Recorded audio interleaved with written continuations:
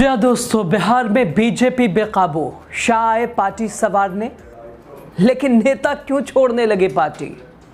और मीटिंग में शाह तक को कहना पड़ गया बस अब बस करो।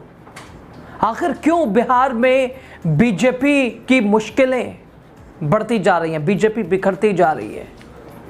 और शाह ने बीजेपी नेताओं को परेशान होकर क्या वार्निंग दे दी, सब कुछ आगे आपको बता रहे हैं। आपको नमस्ते, आप देख रहे हैं द राजनीति का विशेष सेगमेंट। मैं हूं आपके साथ यासूर रजा। दोस्तों, भारतीय जनता पार्टी की सिचुएशन अभी ये है बिहार में कि सहयोगी नाराज हैं, उधर नेता पार्टी छोड़ रहे हैं, पार्टी में गुटबाजी नजर आ रही है और शाह को कहना पड़ रहा है बीच मीटिंग में बस प्लीज अब मत करो, अब बस करो। दोस्तों, बिहार की सियासत में घमासान है, मुसीबत जितनी एनडीए के लिए है, बीजेपी के लिए है, वो 2025 विधानसभा चुनाव में बीजेपी इसे याद रखेगी।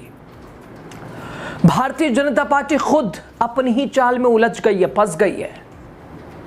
सिचुएशन ये हो गई है कि 10 दिन में दूसरी बार बिहार पहुंचना पड़ा है अमित शाह को। बीजेपी के चाणक्य सारी रणनीति धरी की धरी रह गई है।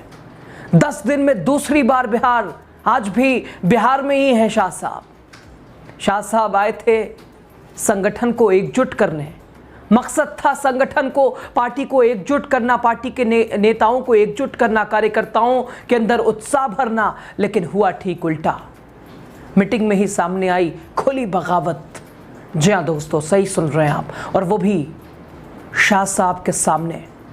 शाह साहब को कहना पड़ा बस प्लीज अब बहुत हो गया, बस करो।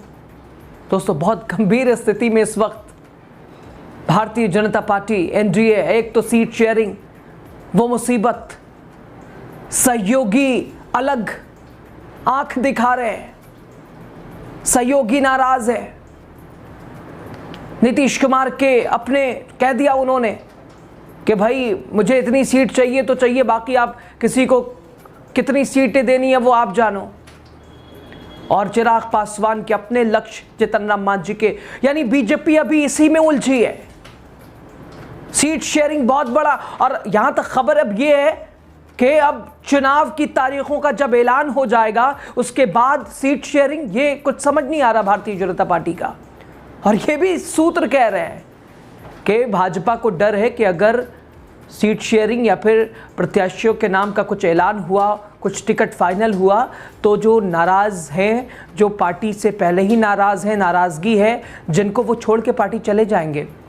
ये पार्टी का तर्क है। हालांकि जिसको जैसे जैसे भनक मिल रही है, वो चाहे छोटे नेता हों या बड़े नेता हों, पार्टी को अलविदा कह रहे हैं। और शायद इसीलिए 10 दिनों के अंदर शाह साहब बिहार में।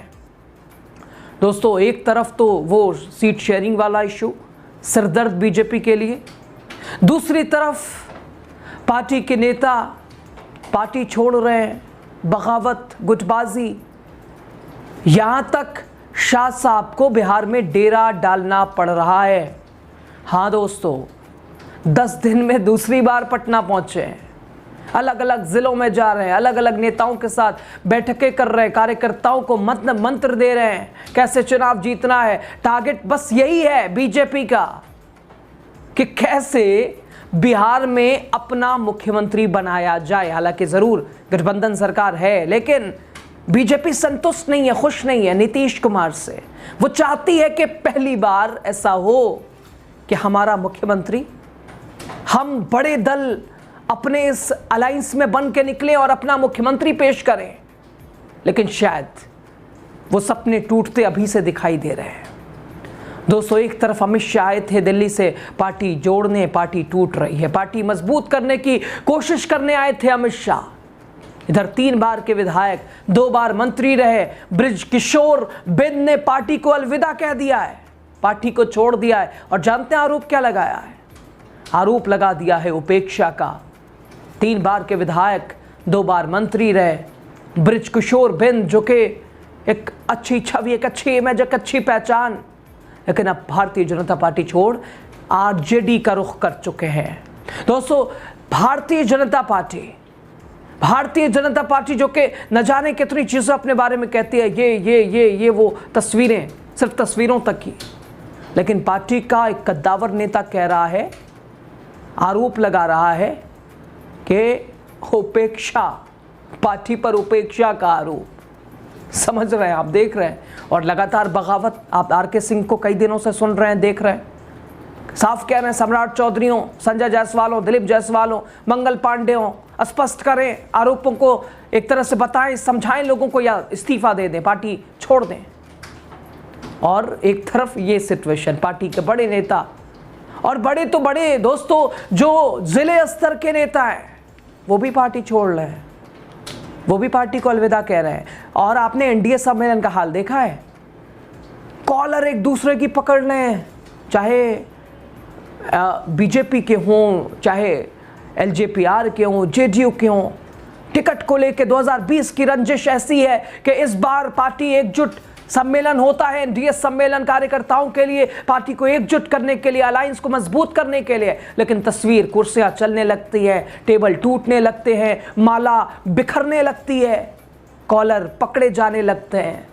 और शायद इसलिए शाह साहब बिहार है, और वो भी आए थे पार्टी जोड़ने। लेकिन दोस्तों, एक बैठक कर रहे थे अमित शाह। आज वो खैर, चूंकि प्रियंका गांधी भी एक तरह से हुंकार उन्होंने भरी, और अब लगातार साधने की जो कोशिश है, जिले जिले शाह साहब कोशिश कर रहे हैं, यानी लगातार उन कार्यकर्ताओं से भी मिल रहे हैं जो कि जिन्होंने कभी सोचा भी नहीं होगा कि शाह साहब मिल सकते हैं। लेकिन खैर, समय क्या ना कराए, जिला स्तर के नेता भी अब पार्टी छोड़ रहे हैं, और शायद इसीलिए जोड़ने की कोशिश। बैठकों में झगड़ा, कॉलर पकड़ा पकड़ी, मारा मारी, कुर्सी फेंका फेंकी, टेबल टूटना। दोस्तों, बीजेपी की आंखों के सामने ये सब हो रहा है, और दुख बीजेपी के लिए, बीजेपी और बीजेपी के तमाम बड़े नेताओं को ये सब कुछ देखना पड़ रहा है, सहना पड़ रहा है। दोस्तों, बीजेपी दुनिया में अपनी मजबूती का दावा करती है, डंका बजाती है पूरी दुनिया में। भारतीय जनता पार्टी सबसे बड़ी पार्टी, सबसे बड़ा दल। दोस्तों, सबसे हैरत की बात, जो कि अमित शाह एक तरफ आए थे पार्टी को एकजुट करने, बैठकों के दौर के लिए आए थे, बैठकों के लिए आए थे, कार्यकर्ताओं को मंत्र देने आए थे, और बैठक कर भी रहे थे। लेकिन बैठक में ही सिचुएशन ऐसी आ गई, बैठक में प्रदेश अध्यक्ष भी थे, कई बात करें तो कार्यकर्ताओं की भी मौजूदगी थी, मंडलों के अध्यक्ष भी थे। और वहां पर जब मीटिंग हो रही थी, अमित शाह को यह बात कहनी पड़ गई कि बस प्लीज छोड़िए, गुटबाजी से ऊपर आइए, गुटबाजी छोड़िए, आप लोग गुटबाजी नहीं चलेगी, भूल जाइए ये कौन क्या है, कौन वो बड़े पद पे, वो छोटे पद पे, मिलके पार्टी को एक कीजिए, मजबूती के साथ चुनाव जीतना है हमें। तो आप देख रहे हैं दोस्तों, अमित शाह खुद कह रहे हैं, और स्पष्ट इससे संदेश क्या मिल रहा है कि क्या बीजेपी में सब ठीक है। अमित शाह खुद देखिए, आर्टिकल देखिए, अमित शाह कह रहे हैं गुटबाजी छोड़िए, आप लोग बाहर निकलिए इससे, अब इससे काम नहीं चलेगा, अपना मुख्यमंत्री इससे नहीं आएगा। ये सिचुएशन है दोस्तों भारतीय जनता पार्टी की। दोस्तों, कार्यकर्ताओं को एक होने की बात, सबसे बड़ा दल, सबसे बड़ा संगठन, सबसे बड़ी पार्टी, और सबसे बड़ी बात, सबसे बड़ा चाणक्य जो भारतीय जनता पार्टी का अपने आप को कहता है, वो बताता समझाता नजर आ रहा है। 11 सालों से पूरी दुनिया में हमारा डंका बज रहा है, जो पार्टी कहती है बिहार में आखिर ऐसा क्या हो गया कि अमित शाह को ये बात कहनी पड़ी कि छोड़ो सारी नाराजगी, छोड़ दो गुटबाजी, एक हो जाओ, तभी अपना मुख्यमंत्री आएगा। ये भारतीय जनता पार्टी के ज़वाल के दिन क्या शुरू हो गए? क्या सूरज ढलने वाला है? अमित शाह शायद बहुत कुछ ठीक करने जा रहे हैं बिहार, दूसरी बार 10 दिनों में, लेकिन ठीक हो पाएगा? बीजेपी के चाणक्य अपनी नीति अपना पाएंगे, रणनीति बना पाएंगे, या इंडिया गठबंधन भारी पड़ेगा? आप ज़्यादा स्पष्टता से बताइएगा, खुल के बताइएगा, अपनी बात ज़रूर कीजिए कमेंट के ज़रिए। लास्ट तक आप बने रहे, आपका शुक्रिया।